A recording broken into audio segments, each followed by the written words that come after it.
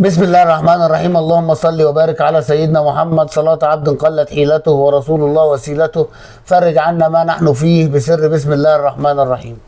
أنا حبيت النهاردة أتكلم معاكم في الجولة ال11 من الدوري الممتاز، الجولة اللي كانت مثيرة في أحداثها وفي أرقامها وفي تداعياتها. شفنا في الجولة دي حاجات كتير، شفنا إقالة شوقي غريب لسوء النتائج من نادي غزل المحلة، شفنا عضو مجلس إدارة نادي الإسماعيلي بيضرب الحكم في صدره، شفنا هدف عالمي للاعب الإسماعيلي مروان حمدي، شفنا طرد مباشر لأحمد القندوسي لاعب نادي سيراميكا كليوباترا، شفنا أرقام غريبة وعجيبة في الجولة ال11، الجولة اللي دخل فيها 20 هدف، 8 أهداف منهم في الشوط الأول و12 هدف في الشوط الثاني، 5 أهداف للعيبة أجانب في الدوري المصري. شفنا النهارده الطمة الكبرى في الجولة دي، شفنا 2 كارت أحمر، شفنا 34 بطاقة صفراء،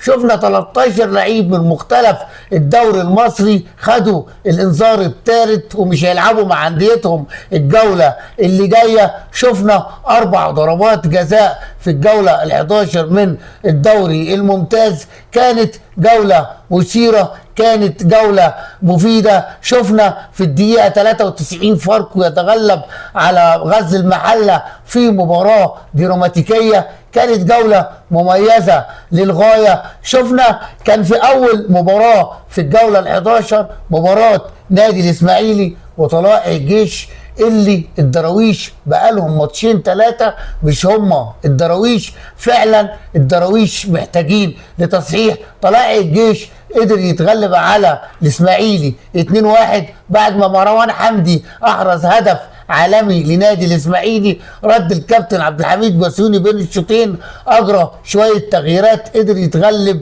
2-1 ويتنفس في الدوري. المباراه اللي بعدها كانت مباراه الجونه وحرس الحدود، والجونه والكابتن علاء عبد العال مهدد بالاقاله. الجونه 6 بونت متزيل ترتيب الدوري المصري، حرس الحدود والكابتن محمد يوسف الفوز الثاني على التوالي، يوصل النقطة ال15، تحصل انتعاشة لمحمد يوسف وأبنائه. شفنا المباراة الثالثة اللي كانت قمة الجولة، قمة الجولة كانت ما بين بيراميدز ونادي الزمالك. اللي بيراميدز بالبونت العريض قال للزمالك العزاء على المقابر، اللي حضر عزة يا ميت يا ميت. يا نهار ازرق، ده لسه طالع من علبه الشكمان طازه.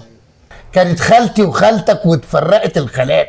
إيه فعلا نادي بيراميدز عمل ماتش عالمي زي ما شفنا كلنا، الماتش 3-0 مع الرأفة، وتصدر جدول الدوري الممتاز بجدارة. بيراميدز السنة دي هو السم في العسل، فريق متميز، لعيبة حريفة، سكواد حلو، هتثبت الايام ان بيراميدز هيبقى منافس شرس على الدوري المصري الممتاز. المباراة اللي بعدها كانت بين زد ونادي المصري واللي انتهت 1-1. طبعا النادي المصري كان بقاله فتره متوقف على الانتصارات، لكن لسه بورسعيد محافظه على املها في ان النادي المصري يختم ما بين الاربعه الكبار كعادته في السنوات الاخيره. المباراه اللي بعدها كانت بتروجيت ونادي الاتحاد، ومباراة سلبية في سلبية. الاثنين كان عاجبهم نتيجة 0-0، الاثنين في نص الجدول،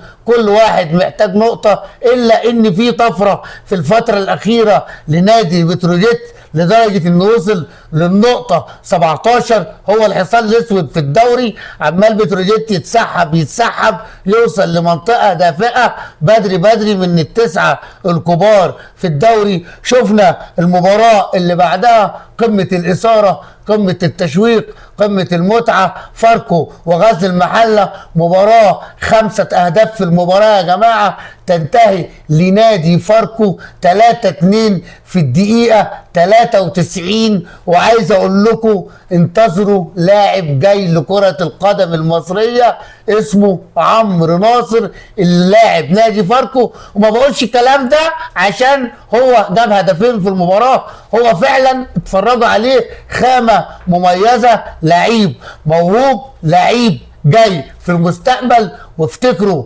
كلامي، المباراة اللي بعدها كانت سيراميكا كيلوباترا وسموحة، وتوقف قطار الكابتن أيمن الرمادي، كان بقاله أسبوعين 3 طالع بسرعة الصاروخ، إلا إن أحمد سامي وأبنائه قضوا عليه وقدروا يتغلبوا عليه، وقدر أحمد سامي يوصل للبونت رقم 14 ويتنفس الصعداء مع رئيس نادي سموحة فرج عامر. وطبعا ختام الجولة كانت مباراة النادي الأهلي ونادي مودرن سبورت، واللي انتهت للمارد الأحمر 3-1 بعد ما كل جماهير الأهلي كانت كلها مبسوطة للأداء والنتيجة والصفقات الجديدة. كانت مباراة، وخصوصا في الشوط الأول الأهلي أدى مباراة وخد من المباراة اللي هو عايزه. لما تيجي حضرتك دلوقتي تشوف ترتيب جدول الدوري المصري الممتاز، بقالنا سنين